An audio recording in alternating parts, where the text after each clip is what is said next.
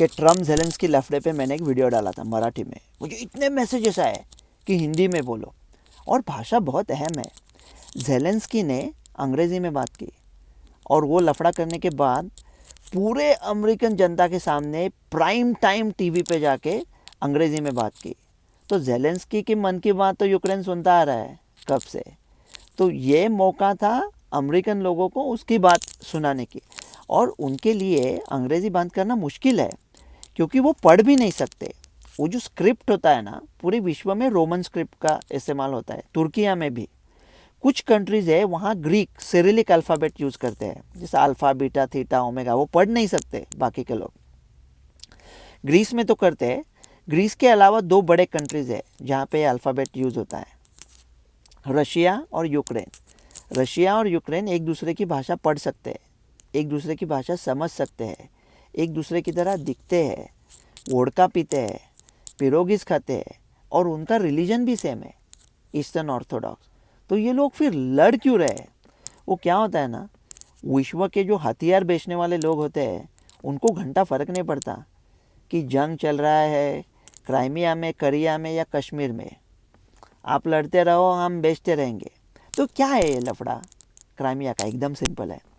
सो USSR था, सो वो सब लोग साथ में थे। ये क्राइमिया रशियन स्पीकिंग है, वो यूक्रेन के साउथ में है, दक्षिण दिशा में है। तो 1956 में क्राइमिया का एडमिनिस्ट्रेशन दिया था यूक्रेन को।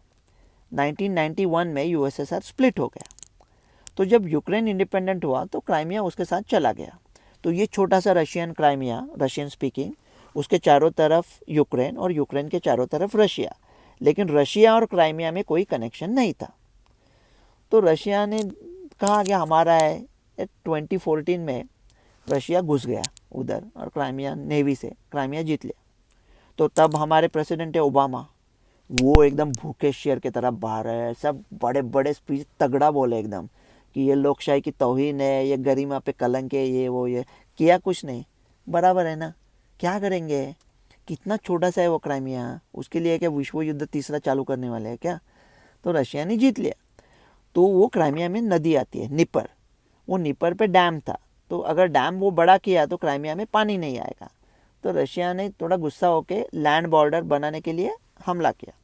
तो क्या मैं ये कह रहा हूँ कि यूक्रेन ने उकसाया था, गलती यूक्रेन की थी? मैं ऐसा नहीं कह रहा था, गलती रशिया की थी, आक्रमण रशिया ने किया था। लेकिन अभी हमारा मीडिया क्या कह रहा है कि ट्रम्प को कह रहा है कि पहला आप ये कहो कि पुतिन डिक्टेटर है। तो हमारा मीडिया ना, उनकी अकल इतनी कम है ना, कि इतनी कम है कि अगर कोविड को जा जाता है ना तो भारत के कोविड टास्क फोर्स पे भी ले सकते हैं। इतने अकल के दुश्मन है ये लोग। अरे अभी पुतिन के साथ जब समझौता करना है तो ये बात करके क्यों चालू करे कि आप डिक्टेटर हो? पुतिन को पता नहीं वो डिक्टेटर है। तो गब्बर के अड्डे पे जाके रामलाल क्यों बोलेगा कि ये तो गुंडा है? क्यों बोलने का, उसको पता है। और दूसरा क्या है, वो कहते हैं गारंटी दे दे।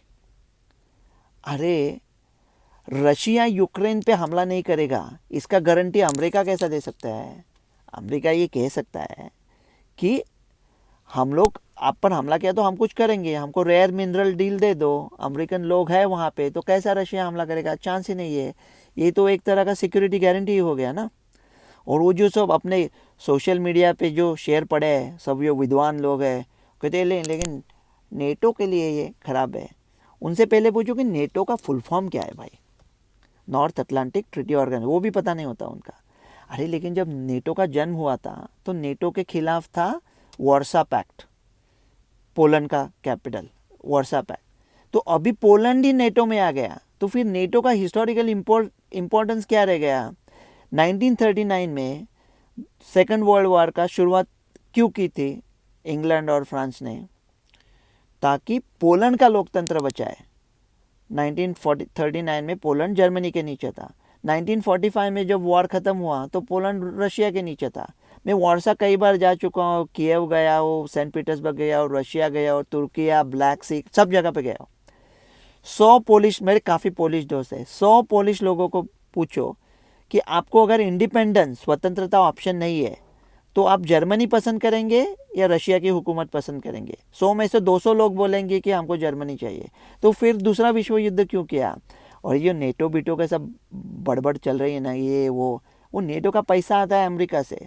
साला अमेरिका ने नेटो का पैसा बंद कर दिया ना, तो वो नेटो के ऑफिस के बाहर जो पट्टे वाला बैठता है ना, वो सिर्फ शर्ट पहन के जाएगा, पतलून भी नहीं होगी, सब पैसा अमेरिका है। तो अमेरिका को क्यों बोलते हैं?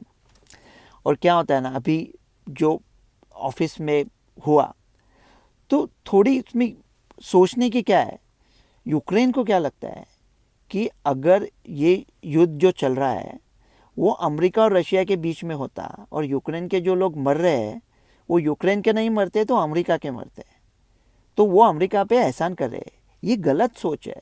ऐसा अमेरिका और रशिया की कोई जंग नहीं है।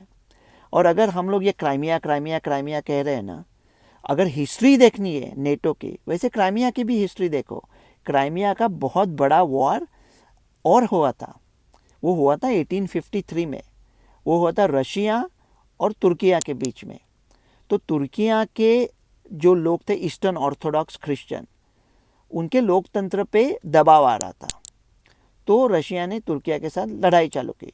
तो इंग्लैंड और फ्रांस कहे कि हम भी आएंगे साथ में, हम तो आते हैं लोकतंत्र के लड़ने के लिए। लेकिन फिर उनके ध्यान में आया कि अगर रशिया ने ये जंग जीत लिया तो रशिया इस्तांबुल जीतेगा और भूमध्य समुद्र मेडिटेरियन में आएगा। तो इंग्लैंड और फ्रांस ने कहा वो लोग शायद गई तेल लगाने, हम लोग तुर्किया के साथ में लड़ेंगे। तो तुर्किया के साथ लड़के उन्होंने रशिया को परास्त किया था। ये क्या होता है ना, ये वसुधैव कुटुंबकम वगैरह सेल्फी निकालने के लिए ठीक है, बाकी सब लोग वो इंग्लैंड फ्रांस को कुछ घंटा पड़ा नहीं लोकतंत्र, उनको पड़ी है इंग्लैंड और फ्रांस की, और वो सही है। बाकी सब जो नेशंस है वो वसुधा का कुटुंब कम करने में लगे हुए हैं, खुद की देख रहे, वो भी ठीक है, अमेरिका फर्स्ट इंडिया फर्स्ट, ये भी एक सोचने का तरीका है। तो 1853 में जैसा क्राइमिया रशिया का था, वैसा अलास्का भी उनका था, वो उन्होंने 1864 में बेचा था। अभी अलास्का में आके दिखाओ। तो अमेरिका और रशिया का कुछ जंग नहीं है अभी, तो यूक्रेन को सिर्फ हम लोग पैसा दे रहे हैं। तो देखो ये छोटा नेशन है लेकिन ब्रेव नेशन है, अच्छी तरह से लड़ा है, तो मैं उनको भिखारी वगैरह नहीं कहना चाहता।